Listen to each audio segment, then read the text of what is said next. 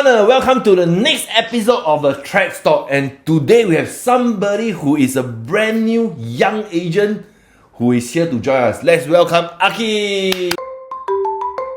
A brief introduction is that AKI gotten his RES license last July.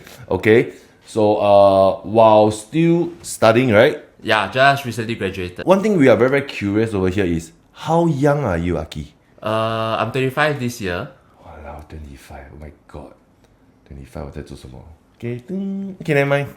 Yeah. So 25 brand new real estate agent. So we actually got a few questions probably you can explain, okay, and share with us. So do you think that younger agents are having it harder now as compared to before? I think if you look at the number of real estate agents today, definitely younger agents will have it harder lah, because in Singapore there is definitely more or less a fixed client base. The number of Singapore population is not growing as fast as the number of agents in Singapore. This is very evident in the sense that you can see how hard is it for agents to pass the RES exam nowadays because the competition is so stiff. If you look at younger agents nowadays, I think the most important is if they want to succeed in this industry, they must be very receptive to feedback lah. You need to try a lot harder because the experienced agents will definitely be a lot better at real world scenarios like case studies, things like that. So you really have to pick up the things very, very quickly. And it's also all about creating a network within your own clique or your friend group lah, to say, so that to establish yourself as a real estate agent, so that in the future when they are planning to purchase a property, at least they know that you are their first choice rather than to look for a more experienced agent.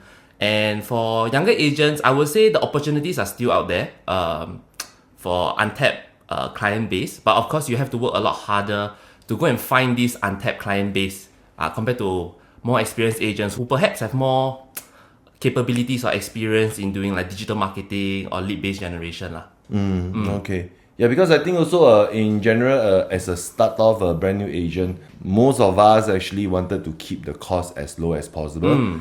If not even at zero costing. Correct. If possible, because it's unlike in the normal industry whereby we are working for somebody and then we get a regular salary paid, you know. So for this instance, it's something very, very different. For a lot of new agents out there, I feel that importantly is putting in the hard work, okay, putting hard work and effort, and of course the value to your clients, whoever that you meet, or even your friends or peers or relative, all that. I think in time to come, definitely the success is going to be coming very, very soon. Yeah, correct. Actually, it's also better to start earlier than later lah, if you ask me, because the reason why I wanted to do it while I was still studying is because when you are still studying, technically there's no societal pressure for you to be earning a large income already.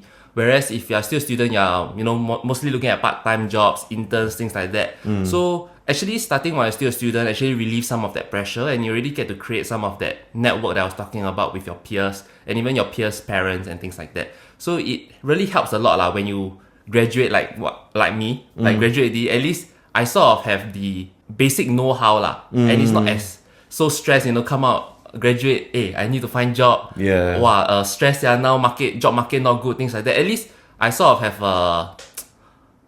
a base lah to start off from, and anything that you earn while you're still studying is considered a bonus and will help to alleviate a lot of that pressure after you graduate. A lot of people also don't mind usually giving a brand new people, the younger generation, a chance.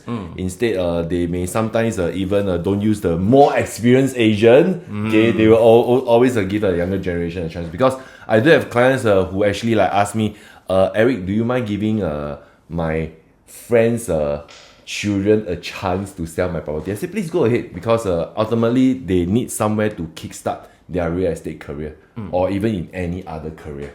Okay, I think that's very, very important in our trade of line lah. Okay, so next question we have for you is I understand that you closed a couple of deals over the last few months itself. So I also understand that a couple of the deals are actually not that simple to close. Okay, so how do you actually handle all these rejection or objection?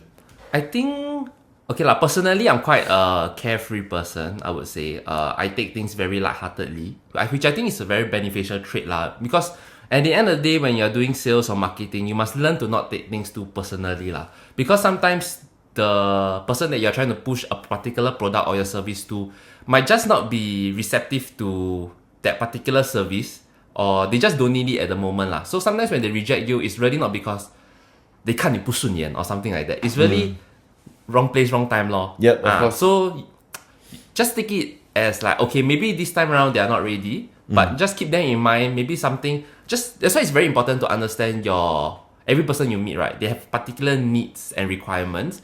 So just keep them in mind. So maybe next time when you have something that is interesting to them, then they'll be receptive to your service lah. Then might it be a perfect time for them in the future also. So don't just shut yourself off to everyone who reject you because you take things too personally. Yeah. Lor. Because in our trade of life also is that we can't necessarily convert everyone during like the first 2 meetup. Some of them they in fact a lot of different criteria that needs to be met, and then along the way it's actually for us to keep following up. As long as I think if we keep following up and letting them to really remember us, I think ultimately end of the day when they really needed our services and advice, all that, they will definitely give us a call. Correct. Again. Yeah. What's the one piece of advice you want to give your younger self, although you are still very young lah? Okay lah. If I were to give one advice to my younger self, actually, last time I will always have this thought like, how come the 有钱人 always 赚更多钱 one? Like why the rich always get richer? So I realized actually they don't do these things by themselves. They don't get rich by themselves. They always have someone, a supporting cast behind them, giving them like market insights and things like that. So actually, when I was in poly, year 1, I think poly year 1, I was like 17.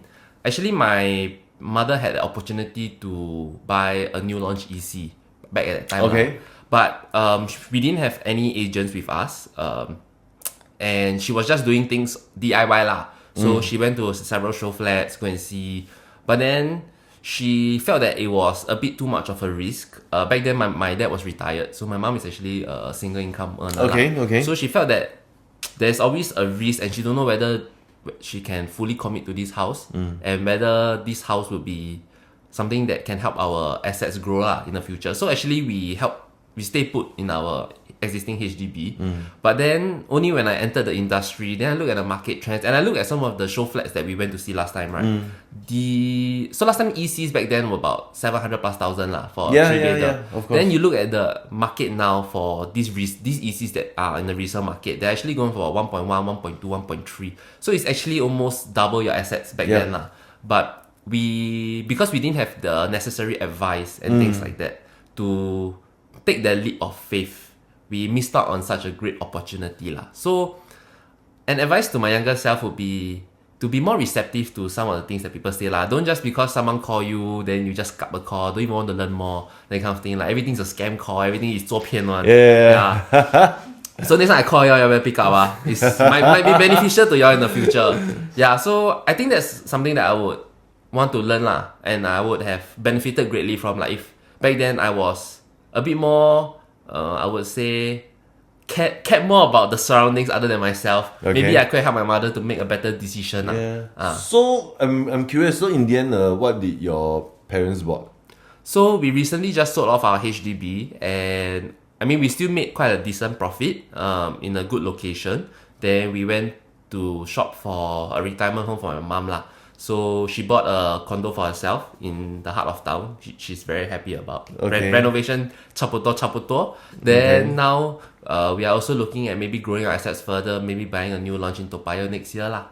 Which of course you have never thought of all these things before you become a real estate agent yourself. Yeah, right? correct. Because before that everything was like condo 很贵 everything 都很贵啦。Then my mom everything also 又不是你的钱，当然你要买啦。So now that I'm also drawing in some income, and I also want to plan for my mom's retirement lah. Of course, because she worked since she graduated from secondary school.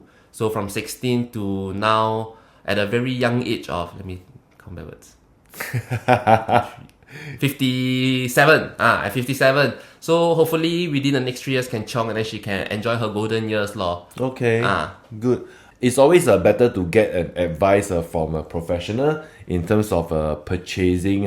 Example, we are talking about real estate over here. So even like we talk about insurance or cars, all that, I think most of us actually do seek professional advice before we commit something in purchasing. So thank you, Aki. So if let's say you guys got any other questions with regards to real estate purchase or sales, you can always look for Aki. So what's your handle? IG handle? Your TikTok handle? You may want to share? IG handle aki.realty. Okay, so we'll put it on the screen, and then you guys are interested can always contact him, and then he's very, very young and with a lot of drive. Okay, so that's it for this week TrexTalk. We will see you again in the next episode. Thank you.